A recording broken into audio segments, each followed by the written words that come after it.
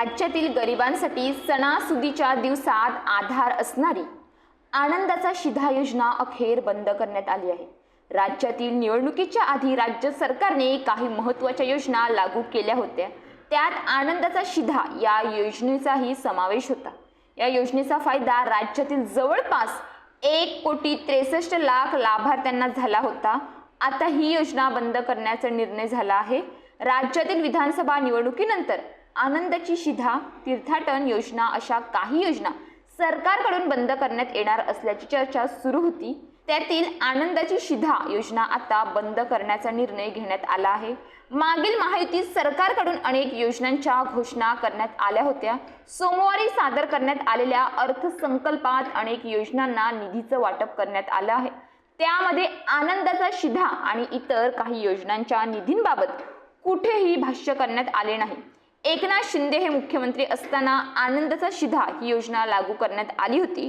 राज्यातील विविध सणाच्या निमित्ताने या योजनेत लाभार्थ्यांना अवघ्या 100 रुपयात घरपोच वस्तू मिळत होत्या। त्यामुळे किमान काही अंशी दिलासा गरिबांना मिळत होता। आता मात्र ही योजना बंद करण्यात आली आहे। ही योजना का बंद झाली यावर अद्याप कोणतेही स्पष्टीकरण देण्यात आले नाही। राज्याच्या तिजोरीवरील वाढता भार कमी करण्यासाठी सरकारने हा निर्णय घेतला असल्याची चर्चा आहे। ही योजना बंद झाल्याने गरजू लाभार्थ्यांना धक्का बसला आहे। लाडकी बहीण योजनेमुळे सरकारच्या तिजोरीवर मोठा भार येत आहे। त्यामुळे सरकारकडून विविध योजनांच्या निधीत कपात करण्यात येत आहे। लाडकी बहीण योजनेमुळे ही योजना बंद झाली का याची चर्चा सुरू झाली आहे। राज्यात सरकारची लोकप्रिय योजना आनंदाचा शिधा अखेर बंद करण्यात आली आहे। सणानिमित्त 100 रुपयात वस्तू घरपोच देणारी ही योजना होती। आनंदाची शिधा ही योजना एकनाथ शिंदे मुख्यमंत्री असताना सुरू केली होती।